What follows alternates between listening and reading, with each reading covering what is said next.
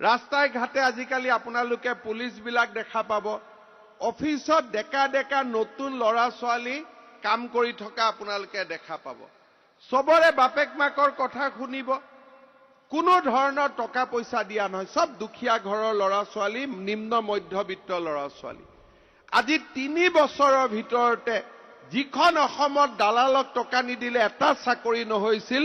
আজি 1 লাখ চাকৰি হল এটা দালালে 1 টকাও তুলিব নোৱাৰিল এতিয়া আৰু 35,000 চাকৰি আমি দিব গৈ আছো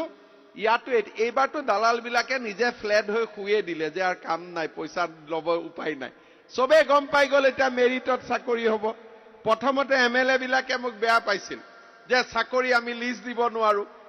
এতিয়া এমএলএ বিলাকে কৈছে ভাল হল নহলে আমাৰ মূৰত ৰাতিপুৱাৰ পৰা গধূলিলৈকে ঘৰত অহা মানুহক চাহ খুৱাই থাকোতে গ'লহেঁতেন চাকৰি দিব পাৰো নোৱাৰো আৰ নোপোৱা বিলাকে আমাকে গালি পাৰিলেহেঁতেন এতিয়াতো এইটো জামেলা নাই আমাৰ বিধায়কসকলেও লাহে লাহে মোক কৈছে যে এইটো সিস্টেমে ভাল হয় কেতিয়াবা কেতিয়াবা অসুবিধা হয় যে আমাৰ ল'ৰাবিলাকক আমি কি দিম সেই কাৰণে এইবাৰ আমি নতুন আঁচনি আনিছো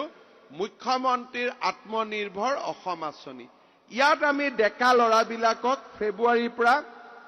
20-22 ফেব্ৰুৱাৰীৰ পৰা ইন্টাৰভিউ আৰম্ভ হ'ব ডেকা ল'ৰাবিলাকক উদ্যোগ আদি প্ৰতিষ্ঠা কৰাৰ কাৰণে আমি এতিয়া লোন দিম সাবসিডি দিম তাতো কোনো ধৰণৰ টকা পইচা নালাগে আমাৰ বিধায়কসকলে বহি ধুনীয়াকৈ লিষ্টখন চাই দিব আৰু আমি সেই ধৰণে আমি ল'ৰা ছোৱালীক আমি কাম কৰাৰ কাৰণে আমি আগবঢ়াই দিব পাৰিম আজি যেনেকৈ চকীঘাটত